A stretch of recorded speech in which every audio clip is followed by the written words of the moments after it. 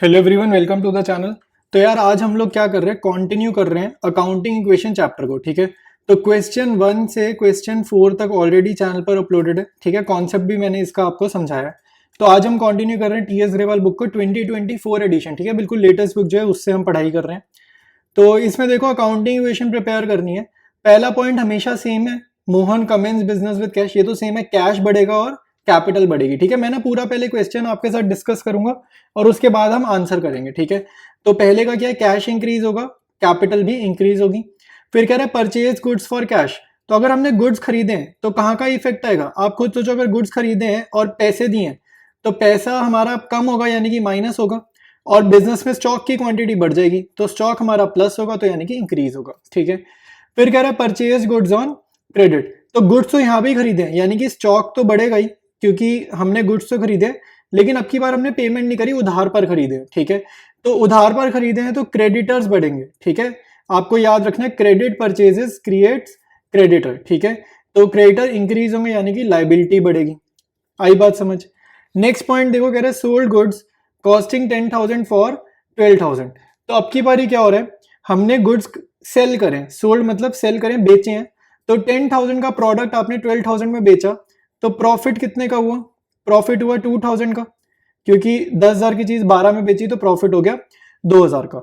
तो आपको क्या क्या करना है, स्टॉक में से 10,000 माइनस करेंगे, प्रॉफिट इनकम है, कोई भी इनकम होगा एक्सपेंस होगा कैपिटल में एडजस्ट करेंगे, तो प्रॉफिट कहाँ जाएगा, ये जाएगा कैपिटल में। कैपिटल आप इंक्रीज करोगे 2,000 से, और कस्टमर से क्या मिलेंगे, 12,000 रुपए कलेक्ट करेंगे तो कैश बढ़ जाएगा, कैश इंक्रीज होगा 12,000 से। ठीक है, तीन जगह इसका इफेक्ट आएगा, पॉइंट नंबर 4 का तीन इफेक्ट्स। नेक्स्ट पॉइंट है बॉट फर्नीचर ऑन क्रेडिट। तो अगर हम फर्नीचर खरीदेंगे तो हमारी क्या होगी, एसेट बढ़ जाएगी। तो एसेट कौन सी इंक्रीज होगी, फर्नीचर। और क्योंकि हमने क्रेडिट पर लिया है तो क्रेडिटर फॉर फर्नीचर बढ़ जाएंगे। ठीक है, क्रेडिटर्स में नहीं लिखना, एक अलग हेडिंग लिखेंगे लाइबिलिटी में, creditor for furniture separate show करने, ये बात याद रखेंगे। ठीक है, सेम नहीं शो करना, क्योंकि जब भी क्रेडिटर लिखा होता है ऐसा माना जाता है ये स्टॉक का क्रेडिटर है। स्टॉक का, स्टॉक मतलब जिस चीज का हम बिजनेस कर रहे हैं, फर्नीचर का हम बिजनेस थोड़ी कर रहे हैं, फर्नीचर तो वैसे ही हर शॉप में चाहिए होता है। ठीक है, तो वो एसेट है। नेक्स्ट है paid cash to a creditor. तो अगर कैश पे कर रहे हैं क्रेडिटर को तो बिजनेस में से कैश हो जाएगा हमारा कम और क्रेडिटर भी हो जाएगा कम, लाइबिलिटी है ना तो ये भी कम हो जाएगा, तो कैश भी कम क्रेडिटर भी कम। सैलरी पेड, सैलरी पे कर रहे हैं तो पे कैसे कर रहे हैं, रियलिटी में हम कैश पे कर रहे हैं तो कैश कम हो जाएगा। और दूसरा इफेक्ट क्या, ये है एक्सपेंस। तो एक्सपेंस किस पे शो करेंगे, किस पर इफेक्ट डालेंगे, अपना कैपिटल पे, तो कैपिटल भी हमारी कम हो जाएगी। ठीक है, तो पूरा क्वेश्चन मैंने डिस्कस कर लिया। अब जरा इसको लिख कर सॉल्व कर लेते हैं एक्चुअली फॉर्मेट वाइज। तो यार फॉर्मेट हमारा रेडी है अकाउंटिंग इक्वेशन का। ठीक है, तो assets equal to liabilities plus capital. फिर सेकंड लाइन में हम एसेट्स को डिफाइन करेंगे, कैश, स्टॉक, फर्नीचर, जो भी एसेट्स होंगी, डेटर्स, लाइबिलिटीज में क्रेडिटर्स वगैरह लिखेंगे। ठीक है, सेकंड लाइन में। अब पॉइंट नंबर 1 के, Mohan commences business with cash. तो कैश आ जाएगा 50,000 और कैपिटल के नीचे आ जाएगा 50,000। ठीक है, तो ये हमारा हो जाएगा पहला लाइन। ठीक है, फर्स्ट लाइन ऐसे हो जाएगी। सेकंड लाइन क्या होगी भाई, फिर कह रहे हैं परचेज गुड्स फॉर कैश। तो अब उसने स्टॉक खरीदा ना, तो हेडिंग लिखेंगे हम स्टॉक की, प्लस 30,000। ठीक है, प्लस 30,000, और कैश में खरीदा है तो माइनस 30,000 कैश में से। ठीक है, तो कैश का पे आउट हो गया। तो अब आपको क्या करना है, न्यू इक्वेशन। तो मैं एन डॉट ई लिख रहा हूँ, एन डॉट ई मतलब न्यू इक्वेशन, न्यू इक्वेशन मतलब ऐड वगैरह करो। ठीक है, तो कैश का टोटल यही आ रहा है पॉजिटिव 20,000, स्टॉक का टोटल किया 30,000, इक्वल टू के नीचे इक्वल टू लिखते रहेंगे। ठीक है, कॉपी करेंगे। उसके बाद यहाँ लाइबिलिटीज कुछ नहीं है, 50,000 यहाँ कुछ नहीं लिखा, इसके नीचे लिखो 0 और ऐड करेंगे 50,000। ठीक है, यहाँ कुछ नहीं लिखा था तो डाला 0। थर्ड ट्रांजेक्शन क्या थी, परचेज गुड्स ऑन क्रेडिट। तो स्टॉक बढ़ेगा 20,000 से, और क्रेडिट में खरीदा ना तो एक लाइबिलिटी यहाँ पर आप हेडिंग लगाओगे, हेडिंग लिखेंगे हम क्रेडिटर्स की, क्या लिखेंगे 20,000। ठीक है, तो स्टॉक लिखोगे 20,000, क्रेडिटर्स लिखोगे 20,000, तो ये हमारी थर्ड ट्रांजेक्शन होगी। बाकी जहां पर इफेक्ट नहीं पड़ा वहां आप लिखोगे 0। ठीक है, बाकी जगह क्या लिखेंगे 0। दोबारा से अब आप टोटल करोगे तो टोटल क्या करोगे, न्यू इक्वेशन लिखेंगे। तो कैश का बैलेंस 20,000, स्टॉक का 50,000, क्रेडिटर्स 20,000 और कैपिटल का बैलेंस 50,000, और ये सब क्या हो रहा है, ऐड हो रहा है। ठीक है, फिर फोर्थ ट्रांजेक्शन पर आ जाएंगे।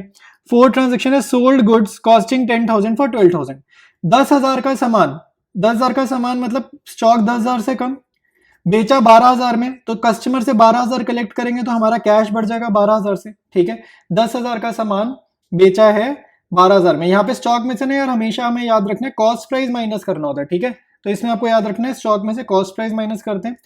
कस्टमर को बेचा 12,000 में, और प्रॉफिट हो और लॉस हो जो भी हो कैपिटल में एडजस्ट करेंगे, तो 2,000 का प्रॉफिट है, कैपिटल में हमने डाल दिया, ठीक है। इसके बाद अगेन न्यू इक्वेशन में शॉर्ट में लिख रहा हूँ NE, ये न्यू इक्वेशन है।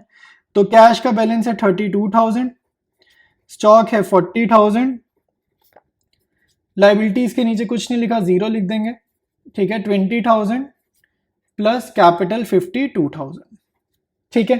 तो अब हम इसके बाद करेंगे ट्रांजैक्शन नंबर 5। फिफ्थ ट्रांजैक्शन है बॉट फर्नीचर ऑन क्रेडिट। तो कितने का फर्नीचर खरीदा हमने? 2,000 का, ठीक है। तो हेडिंग आप लिखोगे, यहाँ पर न्यू हेडिंग क्रिएट करेंगे फर्नीचर। यहाँ पर 2,000 का फर्नीचर खरीदा उधार पर। इन क्रेडिटर्स में 2,000 मत ऐड करना, क्योंकि क्रेडिटर्स ये किसके होते हैं? हमेशा स्टॉक के होते हैं।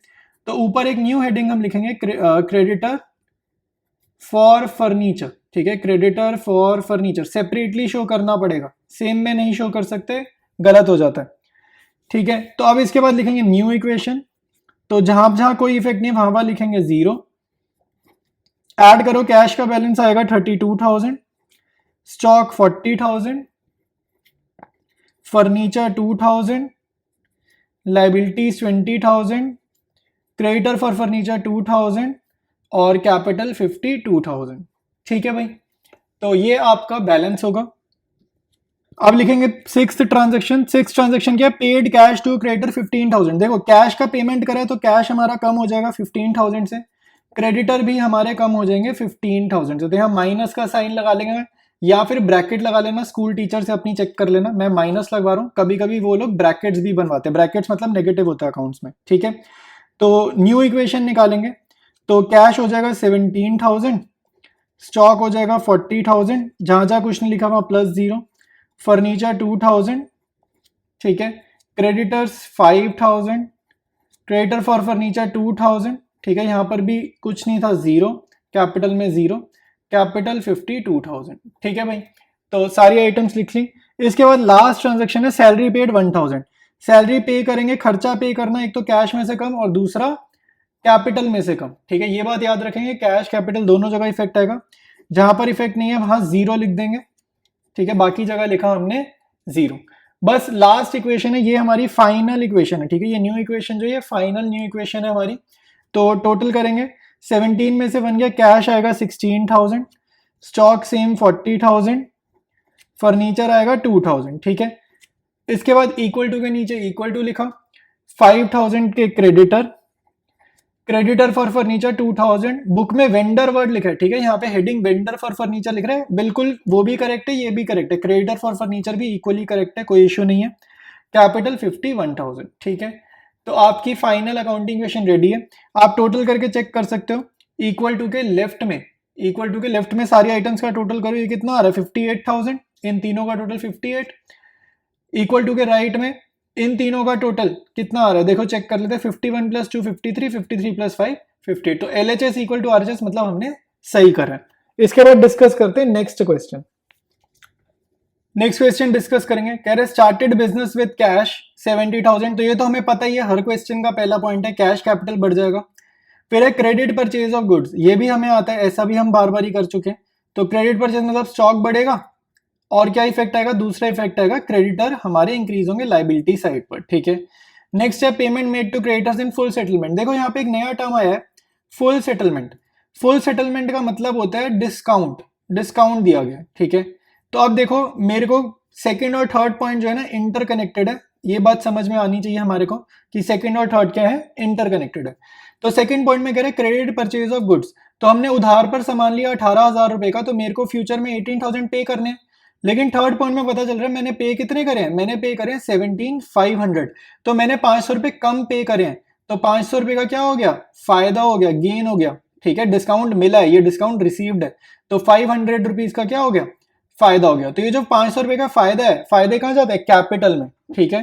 तो ये थर्ड पॉइंट हम डिस्कस करेंगे, सोल्यूशन के टाइम ज्यादा अच्छे से हम करेंगे, अभी जितना मैंने बताया इतना आपको समझ में आना चाहिए।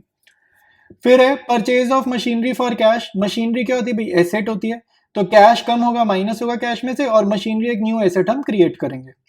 फिर है डेप्रिसिएशन ऑन मशीनरी। डेप्रिसिएशन का मीनिंग होता है कि किसी चीज की एसेट में या कोई भी एसेट है उसकी वैल्यू में फॉल आना, ठीक है, फॉल इन द वैल्यू, ठीक है, तो ये होता है हमारा डेप्रिसिएशन, ठीक है। तो मतलब मशीनरी 20,000 की खरीदी थी, 1 साल चलाई, तो सेकेंड हैंड चीजों की वैसी वैल्यू गिर जाती है, तो 2,000 से वैल्यू गिर गई, 2,000 नहीं होगी, 2,000 से गिर गई, ठीक है। तो ये नुकसान की अमाउंट है एक तरीके से।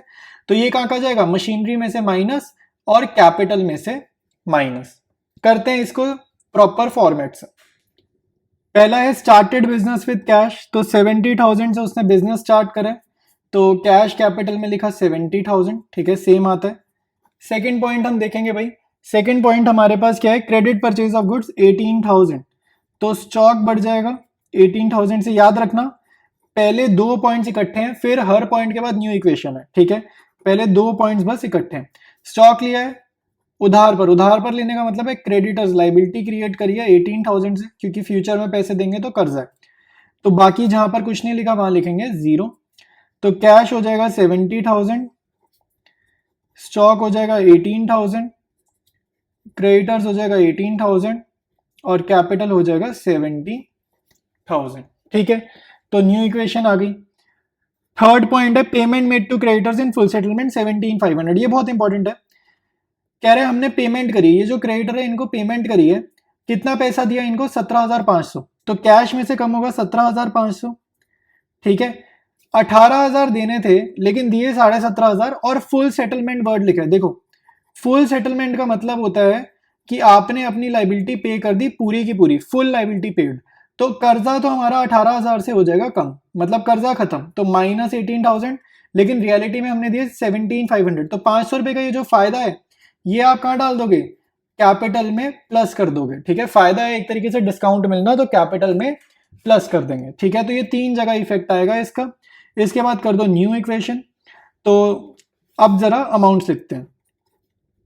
कैश आ रहा है 52,500, स्टॉक आ रहा है 18,000 और क्रेडिटर 0 और ये कैपिटल आ रही है 7,500, ठीक है।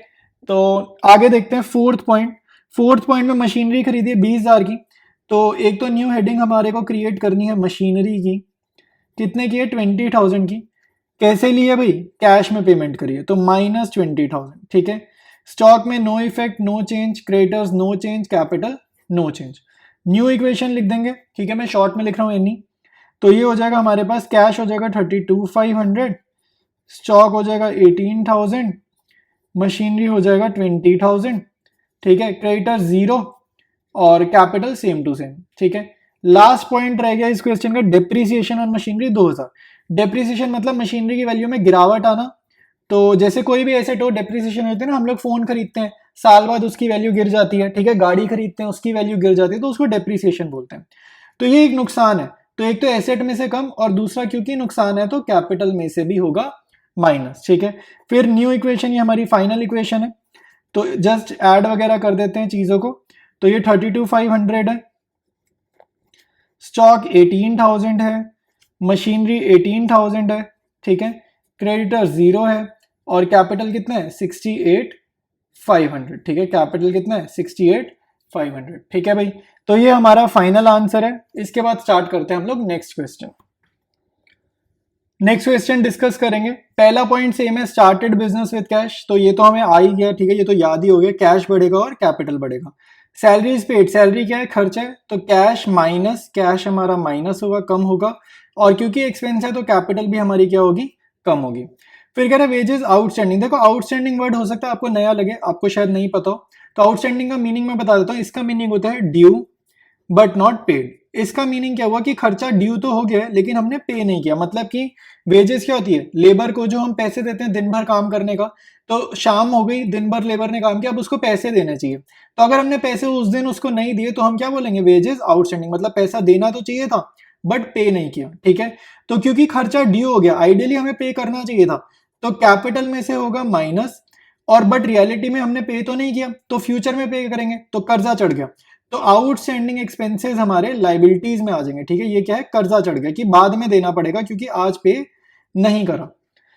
नेक्स्ट है interest due but not paid. Same है, interest due but not paid, देखो ड्यू बट नॉट पेड वही लैंग्वेज है, इसका मीनिंग क्या होता है आउटस्टैंडिंग, इसका मीनिंग क्या होता है आउटस्टैंडिंग, तो आउटस्टैंडिंग इंटरेस्ट है सेम ट्रीटमेंट, कैपिटल में से माइनस, आउटस्टैंडिंग एक्सपेंसेस में प्लस, सेम ट्रीटमेंट, थर्ड और फोर्थ बिल्कुल सेम है।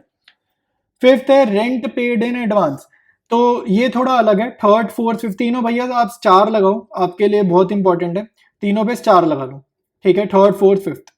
फिर कह रहे रेंट पेड इन एडवांस, अगर मैंने मंथली रेंट पे करता हूं और मैंने आने वाले महीनों का रेंट पे कर दिया तो मैंने कैश पे करा तो मेरा कैश कम होगा, बट क्या ये रेंट ड्यू हुआ था, क्या आइडियली मेरे को पे करना चाहिए था, आप खुद से सोचो, क्या आइडियली पे करना चाहिए था, नहीं करना चाहिए था, तो कैपिटल पर इफेक्ट नहीं आएगा, कैपिटल में से रेंट माइनस मत कर देना कि खर्चा है, वो माइनस करता है कैपिटल में से जब खर्चा ड्यू हो जाए, हम तो पहले ही एडवांस में पे कर दिया, तो rent paid in advance capital में नहीं जाएगा।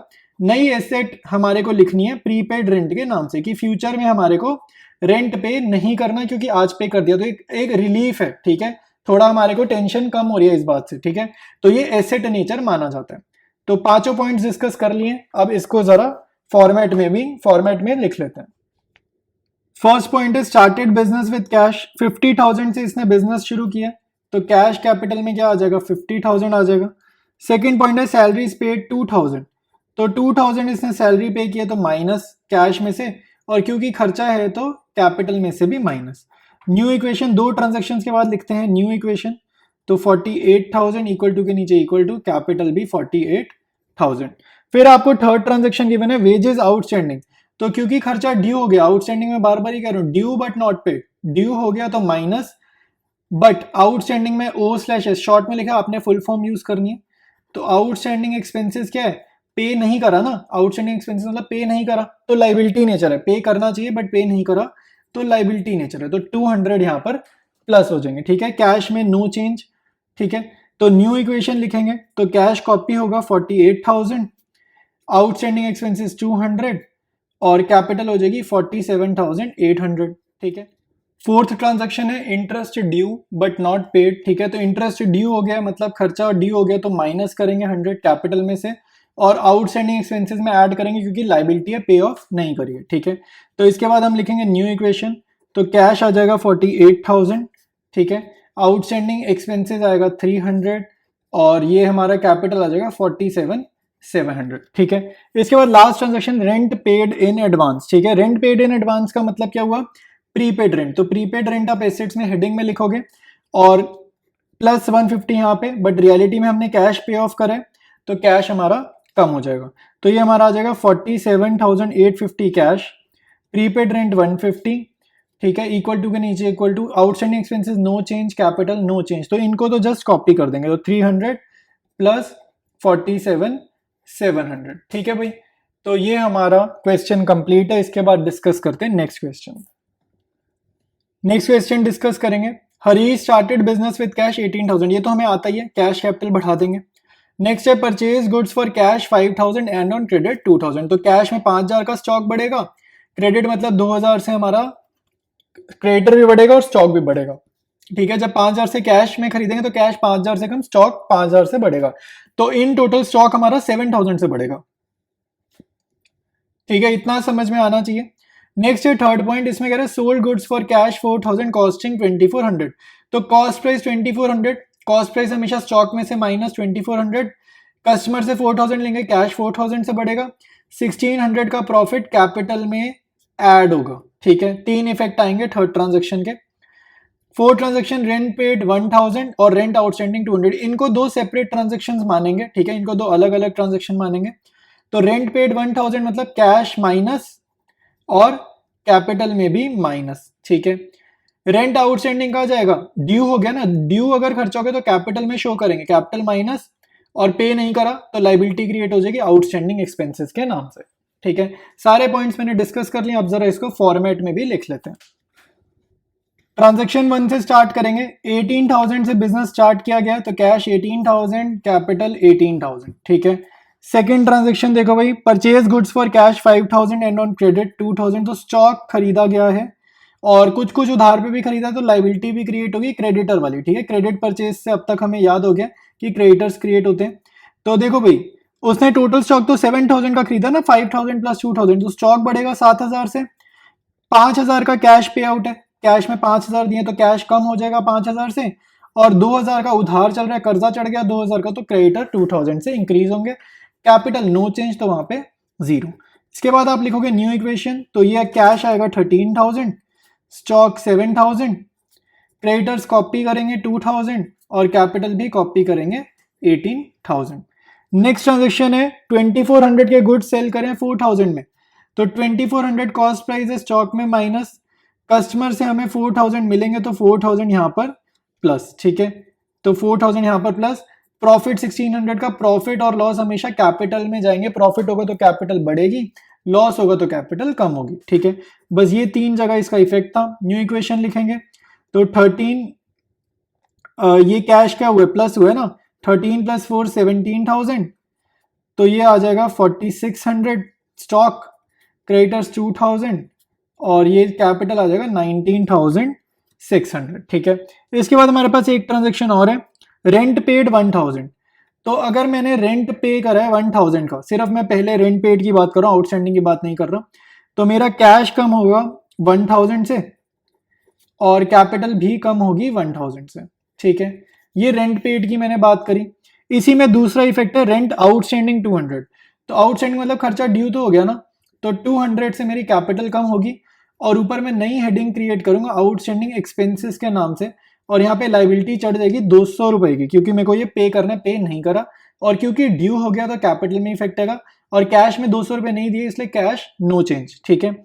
इसके बाद आप न्यू इक्वेशन लिखोगे, ठीक है, जस्ट टोटल वगैरह कर देंगे, तो जहां जहां इफेक्ट नहीं है वहां नो चेंज या 0 बेसिकली, तो 17 - 1 16,000 cash, 4,600 stock, 2,000 creditors, 200 outstanding expenses plus 18,400 की कैपिटल, ठीक है। तो क्वेश्चन हमारा कंप्लीट हो गया, ये वाला भी फाइनल इक्वेशन आपके सामने लिखी है।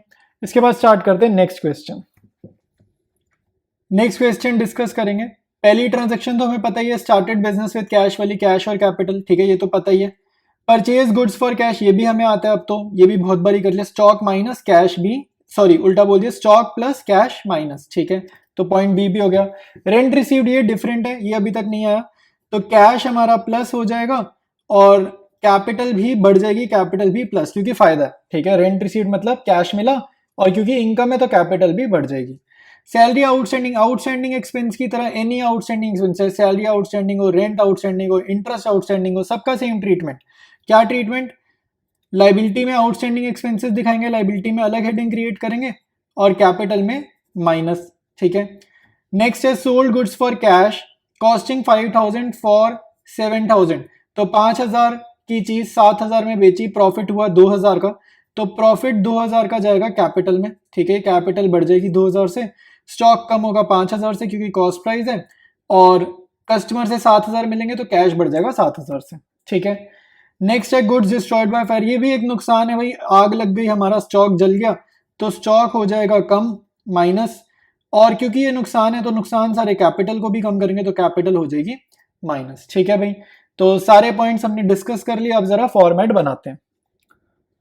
फर्स्ट ट्रांजैक्शन हमें स्टार्टेड बिजनेस विद कैश 1,20,000, तो कैश 1,20,000 और कैपिटल भी 1,20,000, ठीक है। नेक्स्ट है परचेज गुड्स फॉर कैश 10,000, तो स्टॉक बढ़ेगा 10,000 से, और क्योंकि हमने कैश में पेमेंट करी है तो हमारा कैश भी कम हो जाएगा 10,000 से, ठीक है। इसके बाद करते हैं न्यू इक्वेशन, तो कैश कितना आएगा 1,10,000 ऐड करने पे, स्टॉक आएगा 10,000 ऐड करने पे, लाइबिलिटीज की जगह कोई कुछ आइटम नहीं है तो खाली छोड़ेंगे, कैपिटल के नीचे 0 लिखेंगे, ये सेम टू सेम 1,20,000 आ जाएगा, ठीक है भाई। थर्ड ट्रांजेक्शन पे आ गए, रेंट रिसीव्ड 5,000 रुपए का रेंट मिला है, तो कैश बढ़ेगा 5,000 से, कैपिटल भी बढ़ जाएगी क्योंकि फायदा है 5,000 से बढ़ जाएगी, स्टॉक के नीचे नो चेंज है तो 0 है। फिर न्यू इक्वेशन, तो 1,15,000 प्लस स्टॉक 10,000, लाइबिलिटीज में कुछ नहीं लिखना है, कैपिटल 1,25,000, ठीक है। फोर्थ ट्रांजेक्शन है सैलरी आउटस्टैंडिंग, तो आउटस्टैंडिंग की हमारे को एक अलग हेडिंग क्रिएट करनी है लाइबिलिटी में, तो आउटस्टैंडिंग मतलब कर्जा, तो कितने की है सैलरी आउटस्टैंडिंग 7,000 की, ठीक है। सैलरी आउटस्टैंडिंग हमारी है 2,000 की, मैंने 7,000 बोला, गलत बोला, वो अगली ट्रांजेक्शन का अमाउंट है। सैलरी आउटस्टैंडिंग 2,000 की है, तो खर्चा है तो कैपिटल में से 2,000 माइनस, ठीक है। तो न्यू इक्वेशन लिखेंगे 1,15,000, यहाँ पे जहाँ जहाँ कोई चाहिए वहाँ वहाँ 0 लिखा, stock 10,000, outstanding expenses 2,000 plus capital 1,23,000, ठीक है। इसके बाद फिफ्थ ट्रांजेक्शन है सोल्ड गुड्स फॉर कैश वाली। 5,000 का स्टॉक हमने 7,000 में बेचा, तो 5,000 से स्टॉक कम, कस्टमर से 7,000 कैश मिलेगा तो स्टॉक 7,000 कैश 7,000 से बढ़ जाएगा, प्रॉफिट 2,000 का कैपिटल में ऐड हो जाएगा, ठीक है। बाकी जगह नो चेंज। तो न्यू इक्वेशन लिख देंगे, तो ये हो जाएगा 1,22,000 plus 5,000 equal to 2,000 outstanding expenses plus capital 1,25,000, ठीक है, प्लस कैपिटल 1,25,000।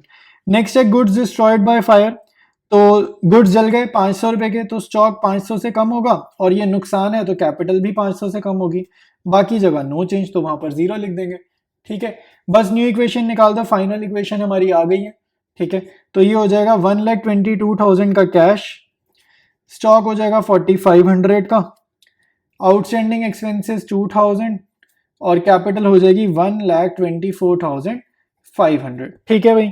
तो आज हमने बहुत सारे क्वेश्चंस कर लिए हैं, बाकी हम कंटिन्यू करेंगे नेक्स्ट वीडियो से, ठीक है। अगर आप यहाँ तक देख रहे हो वीडियो, चैनल से पढ़ाई कर रहे हो, तो चैनल को अपने फ्रेंड्स के साथ शेयर ज़रूर करना है और सब्सक्राइब नहीं किया है तो सब्सक्राइब भी ज़रूर करना है। मिलते हैं हम लोग नेक्स्ट वीडियो से, कंटिन्यू करेंगे इसी चैप्टर को।